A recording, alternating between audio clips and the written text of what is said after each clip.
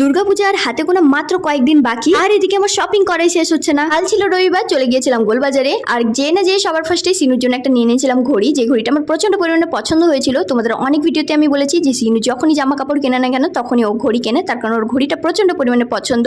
আর এখানে রয়েছে আমার হাজব্যান্ডের একটা শার্ট আর একটা প্যান্ট। আর আমি আগেও বলেছি ছেলেদের জামা কাপড় দেখানোর মতো সেরকম কিছুই নেই, এদের শুধু কালারটাই আলাদা হয়, জিনিস সব একই, শার্ট প্যান্ট গেঞ্জি। আর সিনুর এখন যে লাল গেঞ্জিটা দেখতে পাচ্ছে সেটা আমার প্রচন্ড পরিমাণে পছন্দ হয়েছে একবার দেখাতে। এর হাতাগুলো কিন্তু একটু বড় বড় টাইপের। আমি ভেবেছি সিনু যখন পড়তে টড়তে যাবে তখন এই গেঞ্জিটা পরতে পারে, ভীষণ পরিমাণে কমফোর্টেবল আর কি।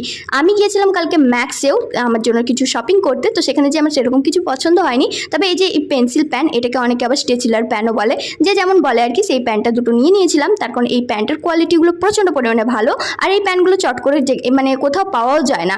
আর এখানে দেখতে পাচ্ছ আমার কিচেনের জন্য একটা নিয়ে নিয়েছি সুন্দর দেখে পর্দা। তো আমার ইচ্ছা ছিল যে আমার বেডরুমের যে পর্দাগুলো রয়েছে সেই রকমই সেম